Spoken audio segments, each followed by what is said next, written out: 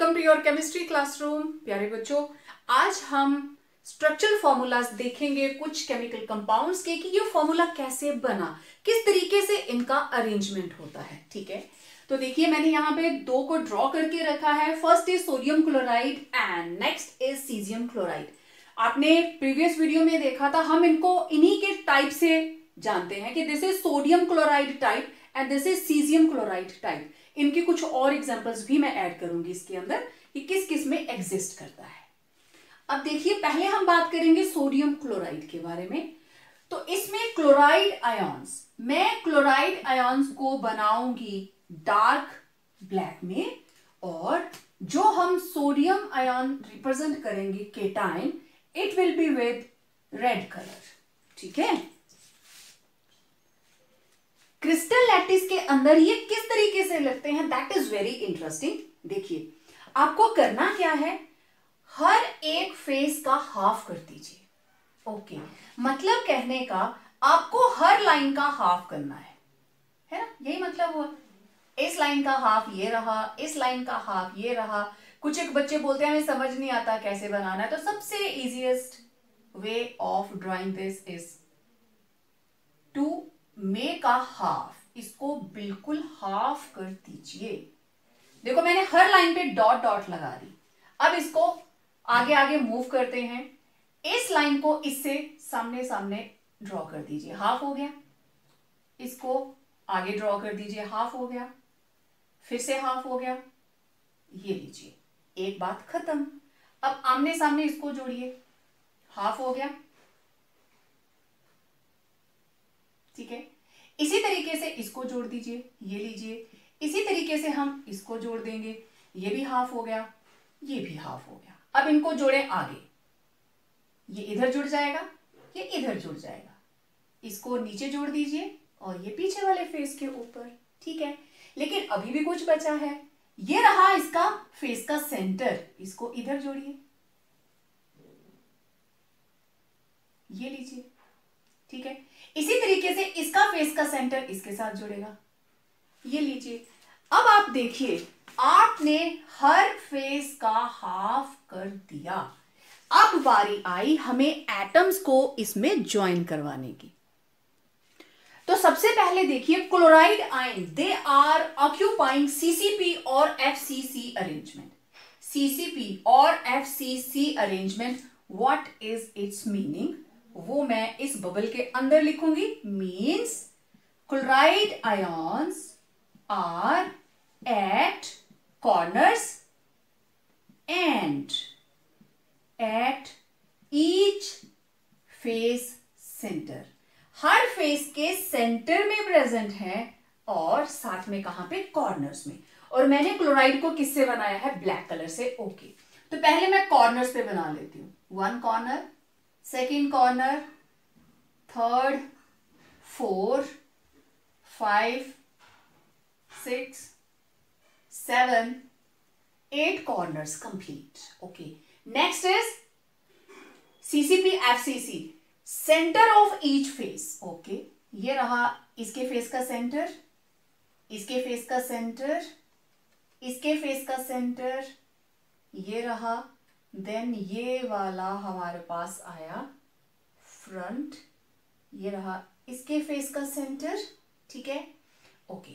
अब सारे के सारे फेसेस के सेंटर, ये रहा इसके फेस का सेंटर। तो आप चेक कर लीजिए, ये रहे 1 2 3 4, 1 2 3 4, एक फेस, 2 3 4 5 6, सारे के सारे फेसेस के सेंटर कंप्लीट। वेल, ये वाला हमारा एक और सेंटर, एक और यहां पे इसका हाफ। अच्छा, अब देखो कैसे पता चलता है कि हमारे हाफ कंप्लीट हो गए। 1 2 3 parallel lines, 1 2 3 parallel lines, 1 2 3 parallel lines. 3 parallel lines क्यों आएगी, टॉप फ्लोर उसका हाफ। ठीक है, तो हर जगह पे आपको इसी तरह से पैरेलल लाइंस नजर आएंगी। सोडियम आयंस ये कहां प्रेजेंट हैं, octahedral voids. Means octahedral void आपको कहां पे दिखा, it will be centre of each edge and बीच में आ जाएगा बॉडी सेंटर। ऑक्टाहेड्रल वॉइल इन्हीं जगहों पे होगा। अब मैं रेड कलर से ड्रॉ करूंगी सोडियम आयंस को। ओके, ये रहा पहले एज का सेंटर, दूसरे एज का सेंटर, तीसरा एज। जितने भी हमारे पास एजेस हैं वहां पे सोडियम लग जाएगा। ये आपको रेड कलर से दिखाई दे रहा होगा अच्छे से। तो ये रहा सेंटर में। अब आप देखिए, ये दोनों कलर आप अलग अलग देख पा रहे हो। कोई जगह खाली रही, यस, ये रहा, ये भी एज है, ये भी एज है। हर एज का सेंटर और body centre, it is octahedral site. It creates octahedral site. Okay. अब मैंने लिखा coordination number of sodium is 6 and coordination number of chloride is 6। हम फॉर्मूला लिखते हैं NaCl। कैसे बन जाता है देखें। कोई जगह खाली बची, यस, ये रहा हमारे पास एक और H। ओके, अब आप देखो कोई भी जगह के ऊपर कहीं पे भी दो सोडियम एक लाइन में आपको दिखाई नहीं देंगे, दो क्लोराइड आपको एक लाइन में दिखाई नहीं देंगे। ऑल्टरनेट क्लोराइड, ये रहा सोडियम, सोडियम, ठीक है, ये देखो chloride, chloride, chloride. Alternate at every place, chloride sodium chloride, chloride sodium chloride, chloride sodium chloride, ठीक है, सोडियम क्लोराइड क्लोराइड। कहीं पे भी दोनों इकट्ठे नहीं होंगे, ठीक है। ओके, अब कोऑर्डिनेशन नंबर, ये सेंटर में कौन है, सोडियम। अब जरा देखना ये किसके किसके साथ टच में है। तो 1 2 3 4 5 6। This particular sodium ion which is present in the body center, it is in close touch with nearest 6 chloride ions. अब आप किसी भी कॉर्नर के ऊपर, चलो मैं यहां पे ले लेती हूं इसको, दिस इज क्लोराइड। ओके, तो ये कितनों से टच कर रहा है, let's see that. 1 sodium, 2nd sodium, 3rd sodium, 4th, 5th, और ये लैटिस आगे जाता है तो 6 will be on this side. मतलब एक सोडियम को सराउंड कर रहे हैं 6 क्लोराइड्स और एक क्लोराइड को सराउंड कर रहे हैं 6 सोडियम्स। इसीलिए कोऑर्डिनेशन नंबर ऑफ सोडियम 6 हो गया, कोऑर्डिनेशन नंबर ऑफ क्लोराइड भी कितना हो गया, 6। तो आप इसमें अगर ऐड करना चाहें तो आप ऐड कर सकते हैं, that is 1 Na positive is surrounded by 6 Cl negative and 1 Cl negative is surrounded by 6 Na positive. This is the meaning of coordination number. आप इस चीज को ऐड कर सकते हैं। अब ये चीज आपने सबने नोट कर ली होगी, मैं इसको हटा रही हूं, नहीं की है तो वीडियो को रिवाइंड करें और नोट कर लें, ठीक है। तो this was the meaning of, what is the meaning of coordination number 6 का मतलब कि एक sodium ion that is 1 Na positive is surrounded by 6 Cl negative ions और coordination number of Cl negative is equal to 6। इसका क्या मतलब हुआ, that is 1 Cl negative is surrounded by 6 Na positive ions, right? Okay. अब इसका formula बनाते हैं, ठीक है। Therefore NaCl, सोडियम कितने आए, 6, क्लोराइड कितने आए, 6, ठीक है। तो दोनों का रेशो क्या रहा, 6:6। इसका कोऑर्डिनेशन नंबर भी 6, इसका कोऑर्डिनेशन नंबर भी 6, तो कितना आया, 1। Therefore इसका जो फॉर्मूला है दैट इज NaCl। क्योंकि कोऑर्डिनेशन नंबर 6 रेशो 6, तो coordination number will be 1:1 and formula will be NaCl. There are certain other compounds which have NaCl type structure वो है sodium bromide, magnesium oxide, calcium sulphide and calcium oxide.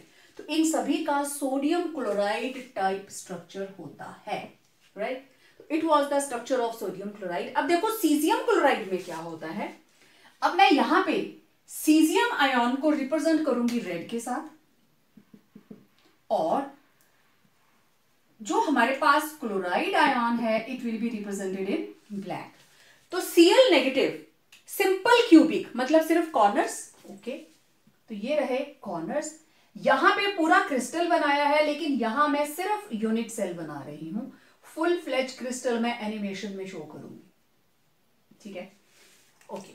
अब इसके body के centre में आपको पता है बॉडी का centre, this is smallest unit cell. आप अगर ध्यान से देखें तो इसमें एक 2 3 4, फिर इसके साथ ये वाला स्ट्रक्चर। तो आप देखें, मैं इसको थोड़ा डार्क कर देती हूं क्योंकि स्ट्रक्चर तो आप बना चुके हैं। देखो ये बन गया यूनिट सेल, देखना ध्यान से। अभी ये देखो बन गया ना एक यूनिट सेल।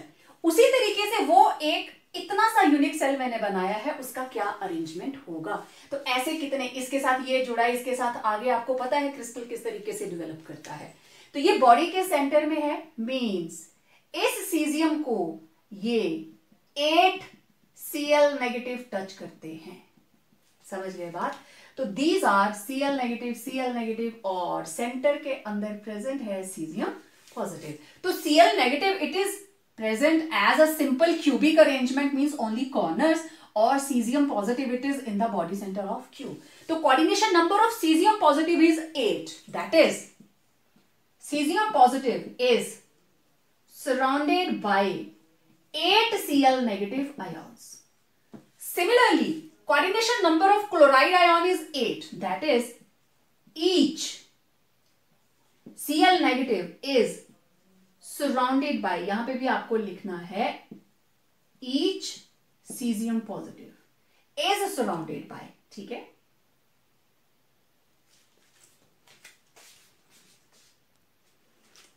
मतलब each cesium positive ion is surrounded by 8 Cl negative ions, दिखाई दे रहा है। And similarly, each chloride ion it is surrounded by 8 cesium positive ions. This is the meaning of coordination number. Okay. अब इसका formula बनाते हैं। इसका मतलब cesium chloride it is 8 ratio 8 means 1:1। तो हमारे पास जो फॉर्मूला है that comes out to be cesium chloride. तो this structure it is of cesium chloride type. इसके अंदर और एग्जांपल्स हमारे पास रहती हैं। cesium bromide है, then cesium iodide है, they are also having same structure, then titanium bromide and ammonium bromide। इनमें से भी अगर किसी का नाम आ जाता है कि इसका क्या स्ट्रक्चर होगा तो आप बता सकते हैं। सो इस तरीके से फॉर्मूलाज बनते हैं कि किस तरीके से हम ये पता लगाते हैं कि फॉर्मूला में 1 कहां लगेगा, 2 कहां पे लगेगा। तो this is the way how cations and anions are arranged. Next is calcium fluoride structure, CaF2 structure. इसको हम बोलते हैं fluoride structure. This is known as fluoride structure. इस अरेंजमेंट के अंदर जो भी हमारे पास CCP और FCC अरेंजमेंट है that is occupied by calcium, means cations. तो यहां पे कॉर्नर्स और फेस सेंटर, आपको पता है CCP and FCC what is it, इसका मतलब फेस सेंटर और कॉर्नर्स, ठीक। सारे के सारे कैल्शियम ने ऑक्यूपाई कर लिए और fluorides they are present at tetrahedral sites. Fluoride ions they are occupying tetrahedral sites, okay. तो देखो पहले हम क्या करेंगे, FCC अरेंजमेंट के अंदर ये कैलकुलेट करेंगे कैल्शियम की कितनी एटम्स है, टोटल नंबर ऑफ कैल्शियम, ठीक, कितनी आएंगी। FCC अरेंजमेंट है ना इसका, तो corners and face, this is number of atoms at corner plus at face centre. तो 8 into 1/8 6 into 1/2 टोटल कितनी आ गई 4, ओके। तो टोटल टेट्राहेड्रल साइड्स कितनी होगी? नंबर ऑफ स्फीयर का डबल होती है, तो इट विल बी 4 इंटू 2, 8 हो गई, ओके। तो कोऑर्डिनेशन नंबर ऑफ कैल्शियम कितना हुआ? 8, because it is having tetrahedral sides how many? 8। तो कैल्शियम को सराउंडिंग कौन करेंगे? फ्लोराइड्स। तो इसका कोऑर्डिनेशन नंबर कितना हुआ? 8 means each calcium 2 positive it is surrounded by 8 fluoride atoms and coordination number of fluoride it is 4, क्योंकि कितनी है इसकी एटम्स? कितनी है? 4। लेकिन टेट्राहेड्रल साइड्स क्योंकि एटम का डबल होता है तो दैट वाज 8। अब इसका फॉर्मूला कैसे बनेगा? कैल्शियम कितने आए हमारे पास? 4। कैल्शियम कितने हैं? 4। और फ्लोराइड्स जितने हमारे पास टेट्राहेड्रल साइड्स होंगी उतने ही तो हमारे पास फ्लोराइड्स आएंगी। तो फ्लोराइड्स कितनी आई? टोटल टेट्राहेड्रल साइड्स आ गई 8, ठीक है। इसका मतलब देयरफॉर फ्लोराइड आयंस कितने हैं? 8। क्लियर बात? जितनी टेट्राहेड्रल साइड्स उतने ही फ्लोराइड्स हैं। तो हमारे पास फॉर्मूला क्या बना? CA4F8। तो 1:2 क्या बन गया? CaF2, right. तो इसको आप यहां पे ऐड कर सकते हो। तो चीजों को बिल्कुल सिंपल तरीके से अंडरस्टैंड करना है। कैल्शियम 2 पॉजिटिव आयंस कहां कहां प्रेजेंट है? Corners and each face centre. FCC arrangement, इसलिए इसके अंदर नंबर ऑफ एटम्स आ गई 4। अब फ्लोराइड आयंस कितने हैं कैसे कैलकुलेट करेंगे? Because they are present in tetrahedral positions. तो आप इस अरेंजमेंट के अंदर देखिए, this is fluoride and this is tetrahedrally bonded to nearest 4 calcium 2 positive ions, and similarly this is calcium and it is bonded to 1 2 3 4। ये दो अपने level के अंदर, दो उसके बाहर वाली साइड, और क्योंकि ये टेट्राहेड्रल साइड्स है ये एक साइड की नजर आ रही है तो डबल रहेंगी, ठीक है, ओके। तो कोऑर्डिनेशन नंबर इसका, अब यहां पे टोटल टेट्राहेड्रल साइड्स 8 हो गई क्योंकि इसकी एटम्स कितनी थी? 4। तो टेट्राहेड्रल साइड्स आर डबल, तो number of F negative ions कितने प्रेजेंट होंगे इसमें? 8। इसीलिए हमारा फॉर्मूला क्या बना? Calcium 4 fluorine 8। कोऑर्डिनेशन नंबर के अंदर आपने ये देखना है कि कैल्शियम के अराउंड कितनी फ्लोरीन एटम्स हैं, कितनी फ्लोराइड आयंस हैं। तो वो कितने हैं? 8। इसलिए कैल्शियम का कोऑर्डिनेशन नंबर कितना हुआ? 8। एक फ्लोराइड को कितने कैल्शियम सराउंडिंग में टच करते हैं? That is 4, 1 2 3 4। तो वो कोऑर्डिनेशन नंबर किसका है? फ्लोराइड का। लेकिन यहां पे आप क्या लिखते हो फॉर्मूला? कितनी कैल्शियम एटम्स प्रेजेंट हैं? 4। कितनी फ्लोराइड्स? 8। तो फॉर्मूला बन गया CaF2।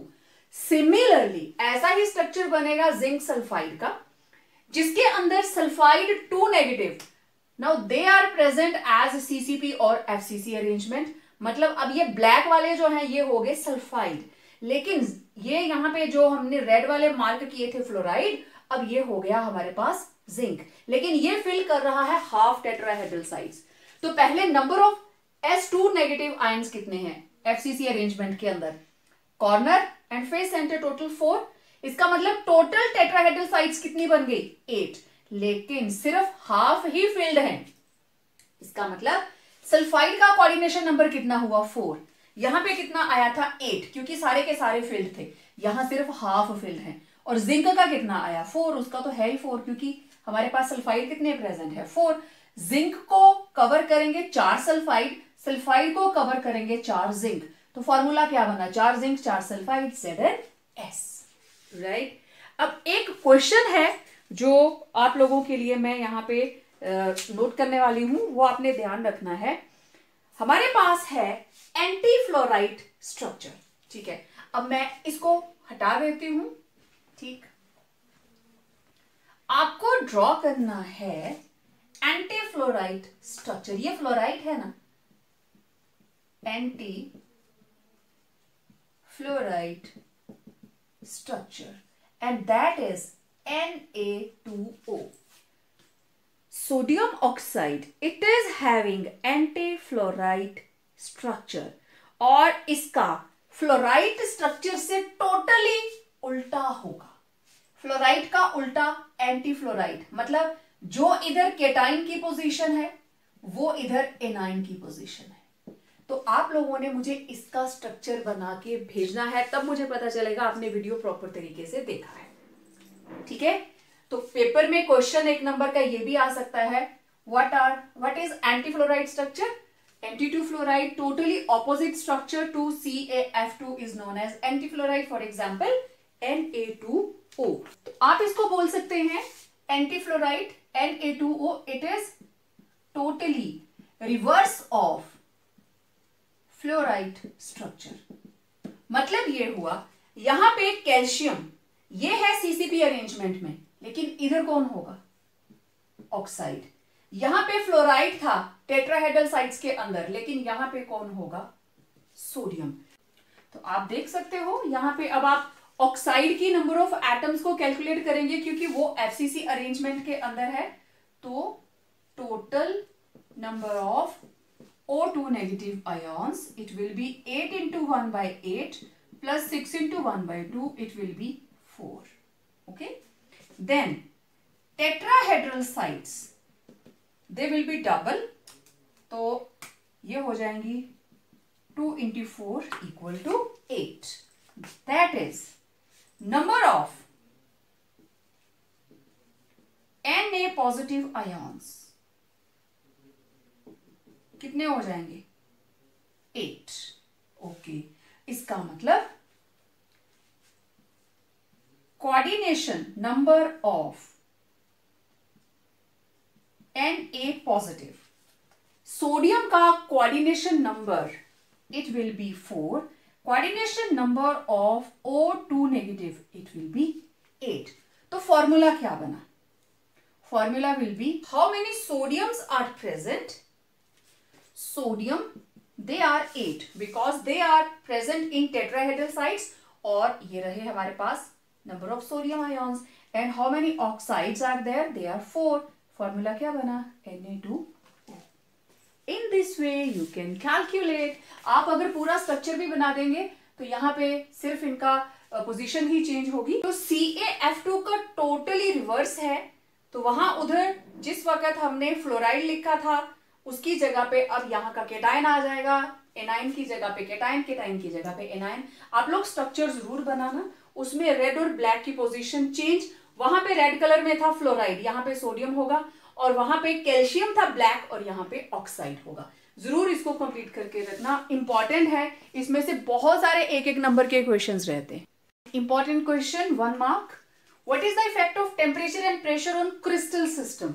देखिए, आपने अभी पीछे सोडियम क्लोराइड के स्ट्रक्चर्स पढ़े. इस टाइप के बहुत से कंपाउंड्स हैं, various chlorides, bromides and iodides of alkali metals specially. और दूसरा स्ट्रक्चर था सीजियम क्लोराइड, उसमें coordination number that was 8, right? It was 6:6 और ये था 8:8. अगर हम प्रेशर बढ़ाते हैं ऑर्डिनरी टेम्परेचर पे, ये जो हमारे पास क्लोराइड्स, ब्रोमाइड्स एंड आयोडाइड्स हैं अल्कली मेटल्स के, they acquire sodium chloride structure. This is at ordinary. लेकिन जैसे ही प्रेशर बढ़ता है ये कोऑर्डिनेशन नंबर बढ़ जाता है. तो high pressure increases coordination number, लेकिन अगर आप टेम्परेचर बढ़ा देते हो तो हायर कोऑर्डिनेशन नंबर लो में कन्वर्ट हो जाता है. स्पेशली इन दीज केसेस, अगर हम टेम्परेचर इंक्रीज करते हैं in while increase in the temperature, while increasing the temperature at about 760 Kelvin, cesium chloride structure transforms to sodium chloride structure. बिल्कुल इसी तरीके से ammonium chloride, bromide and iodide, ये भी सीजियम क्लोराइड से वापस बन जाते हैं हमारे पास sodium chloride structure. At ammonium chloride का स्ट्रक्चर है 457, bromide 411 and ammonium iodide at 253 kelvin temperature. Same ऐसा ही एक और important question, how radius ratio is related to coordination number और व्हाट इज द इम्पैक्ट. तो देखो, ये रहा रेडियस रेशियो और ये मैं लिख रही हूं कोऑर्डिनेशन नंबर. किसी का भी अगर 0.155 से 0.225 है तो इट इज 3, 225 से 414 है तो टेट्राहेड्रल, 0.414 से लेके 0.732 तक है तो it will be octahedral, and if it is 0.732 up to 1 it will be 8. तो आप एक चीज देखिए, जैसे जैसे रेडियस रेशियो बढ़ता जा रहा है कोऑर्डिनेशन नंबर बढ़ता जा रहा है. तो इतनी सी बात है, increase in radius ratio increases the coordination number. Similarly, decrease in radius ratio decreases the coordination number. ठीक है, होता क्या है, ये तो आंसर हो गया एक लाइन का। रेडियस रेशो है किसके बराबर, केटाइन अपॉन एनाइन। ये रही normal value, r positive upon r negative, let it be, it is 0.225। तो यहां पे इसका कोऑर्डिनेशन नंबर कितना है, 3। ओके, ठीक है। अब देखो रेडियस रेशो को बढ़ाने का क्या तरीका है।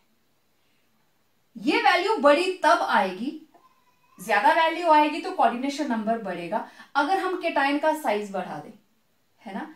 छोटा था तो उसके अराउंड 3 आ रहे थे, यहां पे ऐसी थी सिचुएशन 1, 2 और 3, राइट। लेकिन अब हमने क्या किया, इसका साइज बढ़ा दिया, इतना बड़ा कर दिया, तो आप देखो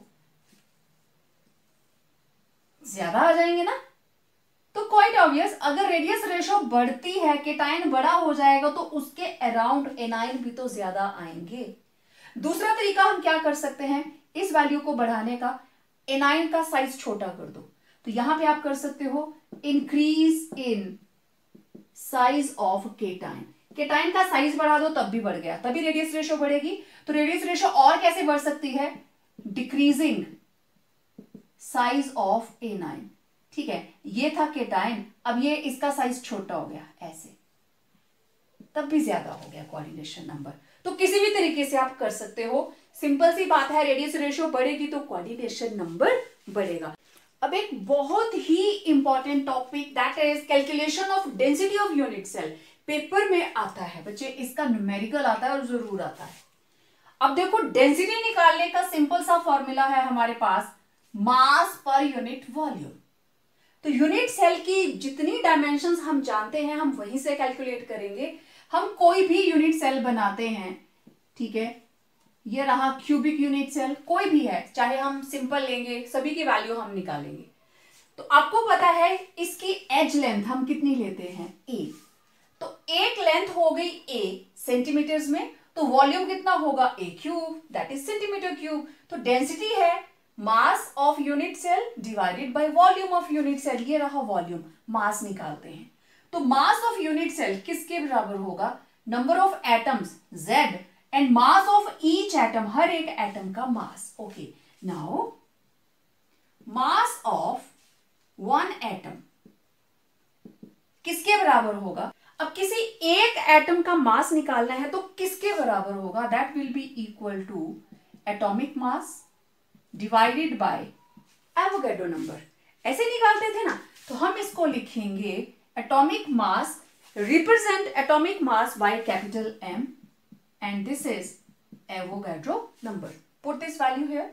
You will get mass of unit cell equal to Z into हमारे पास atomic mass M divided by number of Avogadro atoms. ठीक है, Avogadro number of atoms. So density किसके बराबर आ गई, पुट कीजिए वैल्यूज। मास कितना आया, Z M upon Avogadro number upon volume. तो किसके बराबर आएगी हमारे पास density, it will be density Z into M upon NA into A cube. बहुत सिंपल सा फॉर्मूला है, ठीक है। इस फॉर्मूला के अंदर अब ये हमारे पास यूनिट्स क्या आएंगी, ग्राम पर सेंटीमीटर क्यूब। अब यहां पे Z क्या है वो आप जानते हो, Z क्या है, number of atoms, Z is number of atoms, ठीक है। M इज एटॉमिक मास, ठीक है। Na this is Avogadro number and A cube is volume of unit cell. बस आपको ये फॉर्मूला याद रखना है, डेरिवेशन बहुत सिंपल है, एग्जाम में आ जाए तो डू राइट इट।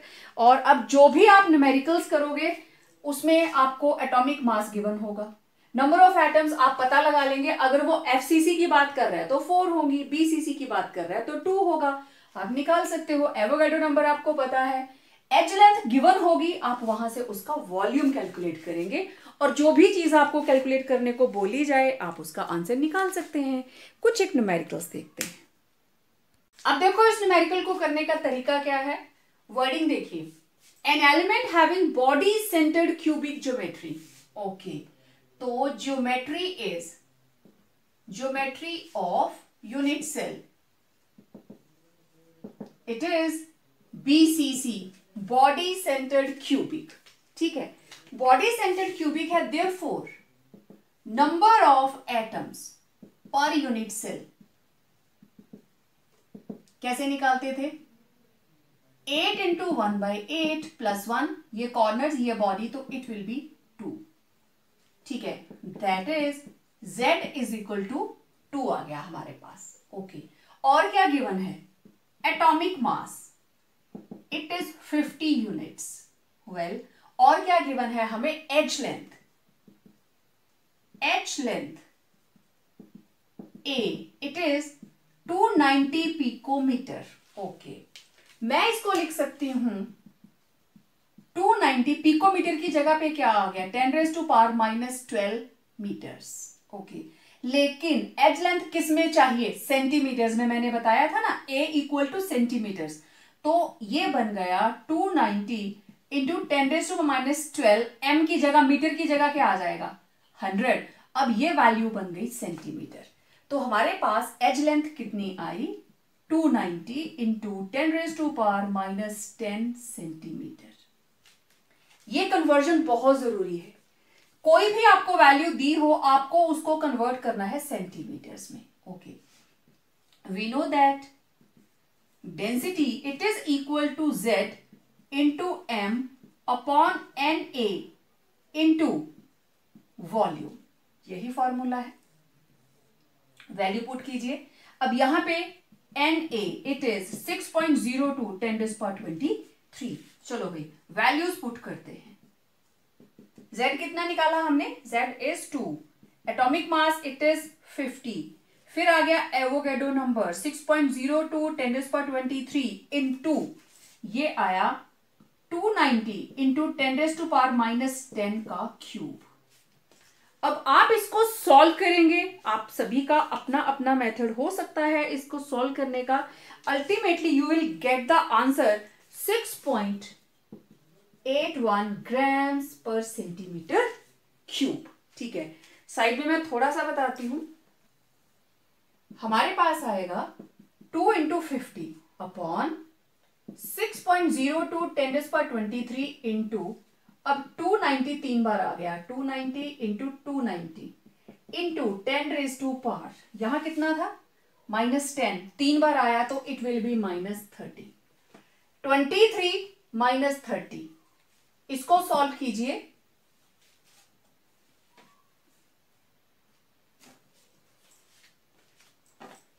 (23) में से इसको सॉल्व करेंगे, you will gate 2 into 50 upon 6.02 into 290 290 290। Okay, और ये आ गया नीचे 10⁻⁻7, इसको ऊपर ले जाते हैं, 2 इंटू 50 ये आ गया 100 इंटू 10⁻7 ऊपर, मैं यहां लिख सकती हूं 6.02 इंटू 29 29 29 इंटू 1 2 3 3 जीरोस आ गई, इनको ऊपर ले जाते हैं। अब ये हो गया 7 + 2 10⁻9 इंटू 10⁻3 अपॉन 6.02, ये इसको मैं पूरा 6 ही लिख लेती हूं, कोई दिक्कत नहीं है क्योंकि नीचे 100 आएगा तो ऊपर इट्स ओके, ओनली 6, ये आ गया 29 29 29, तो ये आ गया 10⁻6 अपॉन 6 इंटू 29 29 29, और इसको सॉल्व करेंगे यू विल गेट 6.81 ग्राम पर सेंटीमीटर क्यूब। नेक्स्ट देखिए, copper crystallize with FCC unit cell, if radius of copper atom is 127.8 picometre, calculate density of copper metal, और हमें गिवन है atomic mass of copper and Avogadro number.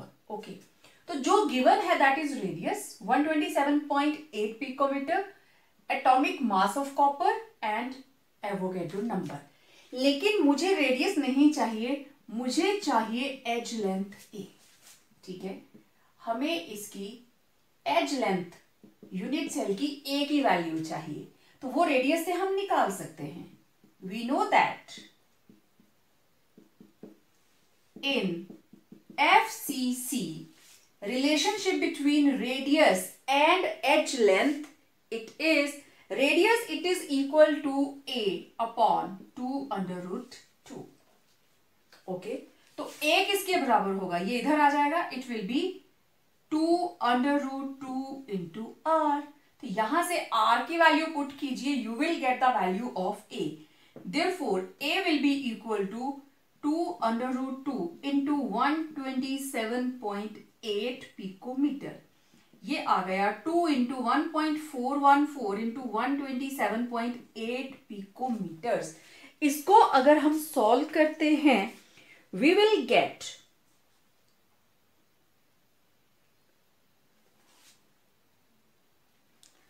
इसको solve करके हमारे पास आ गया 361.42 picometre. और जैसे हमने पहले सॉल्व किया था, आप पिकोमीटर्स को सेंटीमीटर्स में कन्वर्ट करेंगे, तो पहले आपके पास आएगा 361.42 मीटर।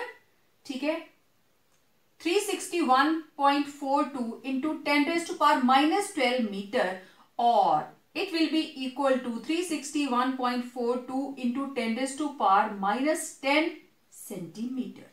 तो ये रहा ए का वैल्यू, 361.42 इंटू 10⁻⁻10। ओके, तो अब मेरे पास now a edge length, it is 361.42 into 10⁻⁻10 centimetres, क्योंकि आपको इसको हर हाल में सेंटीमीटर्स में लेके आना है। तो मुझे डेंसिटी के लिए और क्या चाहिए, Z। In FCC number of atoms कितनी होंगी, number of atoms, they are equal to 8 into 1/8 plus 6 into 1/2 equal to 4। तो Z इज इक्वल टू 4। ये रही हमारी second entity.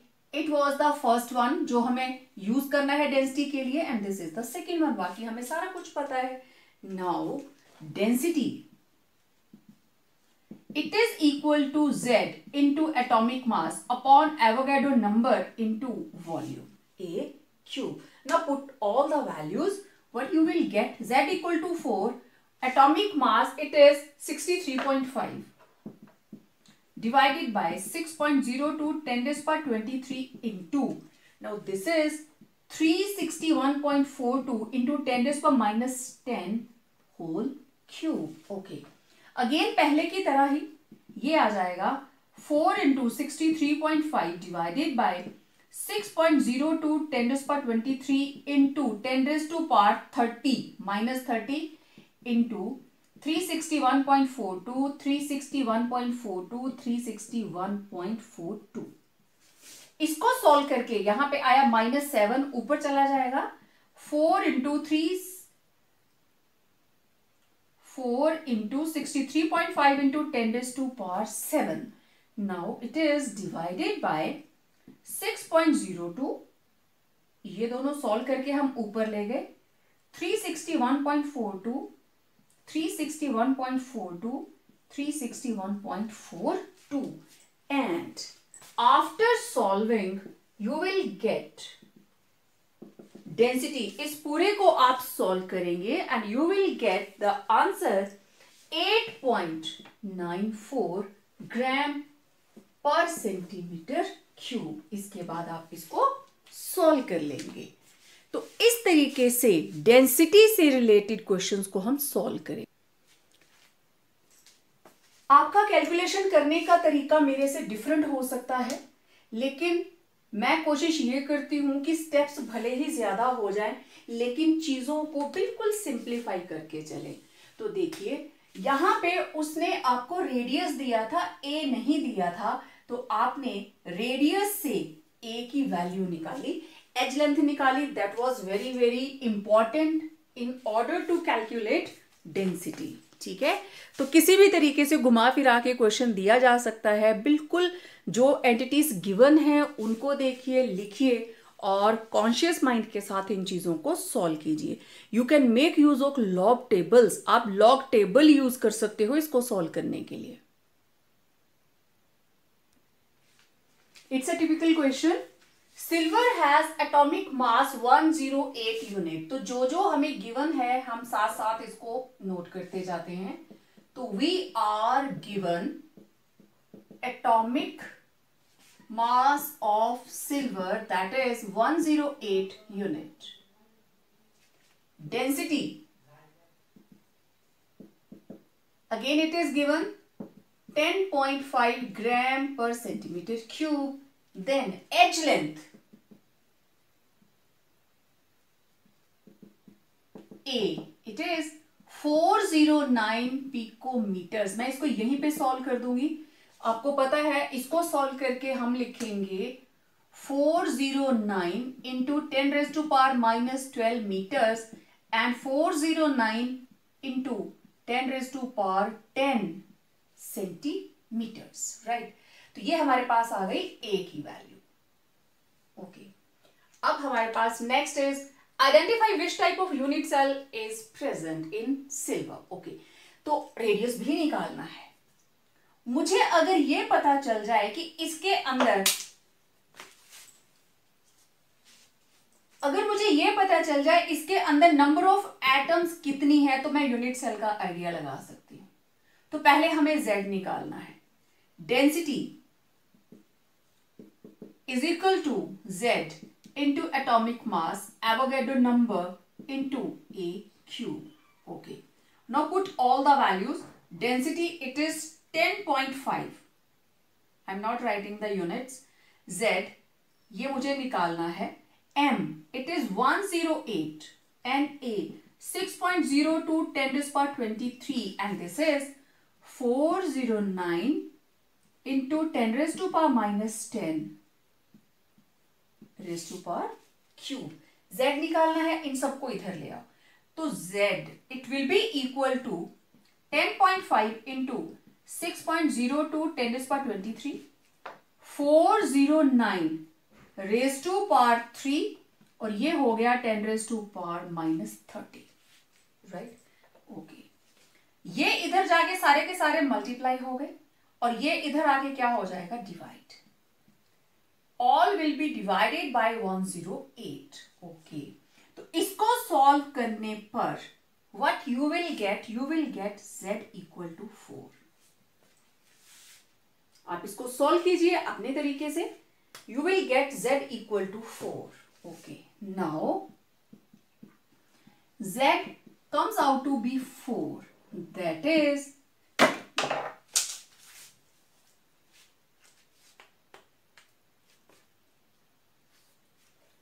we know Z is equal to 4 is for FCC unit cell. कैसे? 8 into 1/8 plus 6 into 1/2 equal to 4. Z की value आ गई तो हमारा पहला आंसर क्या आया? It is having FCC unit cell. Okay, अब मुझे चाहिए next step is radius of silver atom. Radius of silver atom मुझे R पता करना है, ठीक है। और हम जानते हैं there is a relationship between radius and edge length. We know in FCC R is equal to A upon 2 under root 2. Now radius is equal to A upon 2 under root 2. Okay. और A आपको कितना given है? 409 picometres. तो हम radius भी picometres में निकाल लेंगे। डेंसिटी के लिए आपको ग्राम पर सेंटीमीटर क्यूब निकालना होता है, इसलिए आप सेंटीमीटर लेते हो। यहां आप अगर एज लेंथ पिकोमीटर्स में लेंगे तो रेडियस भी उसी में आ जाएगा। तो radius will be equal to 409 divided by 2 into 1.414। इसको सॉल्व कीजिए, इट विल बी 144.62 पिकोमीटर्स। इसका आंसर पिकोमीटर्स में ही है। तो आप देखो, उसने आपको डेंसिटी दे दी और पूछा यूनिट सेल कौन सा है, कैसे पता चलेगा? Z की वैल्यू से। आप इसको सॉल्व करें, यू विल गेट 4। Z की वैल्यू पता चल गई तो पता चल गया FCC है। 2 होता तो इट वॉज बॉडी सेंटर्ड, 1 होता तो it was simple cubic unit cell, और अगर कहीं 6 आ जाता तो it would be hexagonal close packing. तो इस तरीके से हम इनको सॉल्व करते हैं। This is an example from NCERT। Again, niobium crystallises in BCC cubic structure, body centre. मतलब आपको गिवन है BCC unit cell, that is Z will be equal to 2। पता है आपको, कॉर्नर्स प्लस बॉडी सेंटर, तो इसके लिए Z हो गया 2। Again you are given density, it is 8.55 gram पर centimetre cube.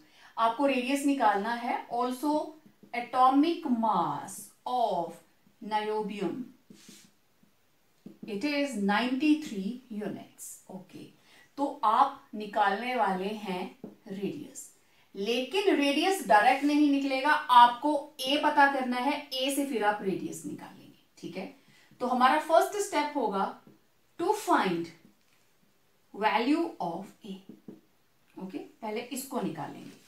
We know density, it is equal to Z into M upon NA into A cube. यहां से A निकलेगा। Okay, put all the values. Density is 8.55, Z is equal to 2, atomic mass is 93, and this is 6.02 10 raised to power 23 into A cube। ठीक है, okay, तो A cube को मैं इधर ले आती हूं, तो यहां आया मेरे पास 2 into 93 divided by 6.02 10 raised to power 23 into 8.55। क्योंकि मुझे A की वैल्यू निकालनी है, इसलिए मैं A क्यूब को इधर ले गई। अब इसको सॉल्व कीजिए and you will get the value of A cube. It is, after solving A cube, it will be 36.12 into 10 raised to power minus 24। A cube की वैल्यू आ जाएगी -24 सेंटीमीटर क्यूब। ठीक है, वेल, अब हम जब जैसे स्क्वायर रूट को दूसरी साइड लेके जाते हैं तो वो अंडर रूट हो जाता है, स्क्वायर रूट आ जाता है ना। इधर स्क्वायर होता तो इधर अंडर रूट हो जाता स्क्वायर रूट। अब A क्यूब है तो it will be cube root, right? तो ये हो जाएगा क्यूब रूट। देखें, A it will be written as 36.12 into 10 raised to power minus 24 cube root. Okay, और आप इसको लिख सकते हो 36.12 into 10 raised to power minus 24 raised to power 1/3, क्योंकि आप अंडर रूट को चेंज करके लिख सकते हो 1/2, राइट? वेल, अब हमारे पास इस वैल्यू को हम इसके साथ कट कर सकते हैं, इट विल बी -8। 1/3 हम आगे इसको चेंज करेंगे, इसको कैलकुलेट करेंगे, वी विल गेट 36 का अंडर रूट निकालिए। 3 3 जा 9, 9 3 जा 27। तो 3.3 का जब आप क्यूब रूट निकालेंगे, इसका जब आप क्यूब निकालेंगे तो it will come out to be 3.3। Okay, तो ये आया हमारे पास 3.306 इंटू 10 raised to power, मैंने बोला ना 3 8 जा 24, तो दिस इज सेंटीमीटर्स। ओके, आप A को कन्वर्ट कर लीजिए 3.306 into 10 raised to power -10 metres. 2 0 और नेगेटिव में हो जाएंगी, तो आपने A की वैल्यू तो निकाल ली। नाउ ये हमारे पास A की वैल्यू आ गई। फॉर BCC, बॉडी सेंटर्ड के लिए रेडियस और एज लेंथ के बीच में जो डिस्टेंस है R, it is equal to √3/4 into A। तो रेडियस निकालना है, ये आया 1.732 upon 4 into 3.306 into 10 raised to power -10।